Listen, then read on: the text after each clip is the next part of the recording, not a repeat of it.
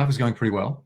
And then my girlfriend said, I want you to meet a healer. I'm like, I don't need a healer. I was very much into NLP and self-help work and trying to forge my career ahead. And she said, but he's an Olympian and he's a gold medalist and he's Australian. I'm like, of course I want to meet him. So I met him, and as I walked up to him, he put his hand on me and I burst into tears. And I was like, what the hell's going on here? And he cracked me open. He and two other Polynesian workers just cracked me open. And I came out of that with this mantra that I now choose the powers of my conscious and subconscious mind to blast away any limitations imposed upon my body, mind, or soul. Very NLP, very ego-driven. I can control this, state management. Within 6 weeks, I was sick, very sick. And I became very sick. And over the following months, I wilted down to over 100, just 110 pounds, was sleeping 20 hours a day. And the doctor said, you've got something called post-viral syndrome and you'll never get better from this. No one's ever gotten to you. This is what you've got. And has a very high suicide rate. And I was very dark. The depression would feed the illness, feeds the depression. And started turning to alternative healers to see if there's any way out. And I found a few who lit the fuse in me, and over a period of time, I started getting stronger. And one of those things was the use of intuition.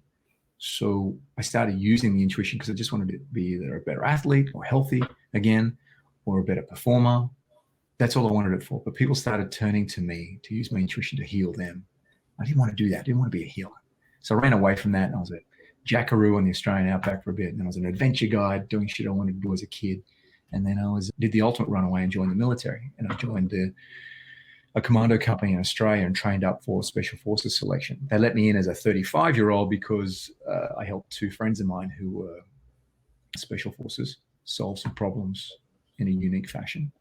And they were excited to see how I could use that to help SF operations for Australians, SAS and commandos. So they trained me up, and 4 days shy of finishing my Green Beret selection, I got stabbed in the eye with a stick that had explosives on it. Oh, shit. Ate away the cornea of my left eye.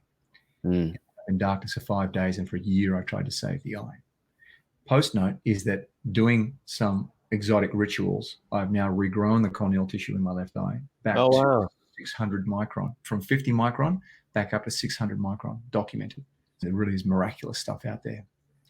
So then I stepped away from the military. For a year, I helped them create a dynamic called the luck bubble, which is how we create luck in combat.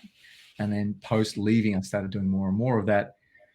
But I became enamored with the concept of luck. Like, where does it come from? So I started traveling the world and documenting rituals and practices and gurus and shamanic principles that would miraculously create what couldn't be explained.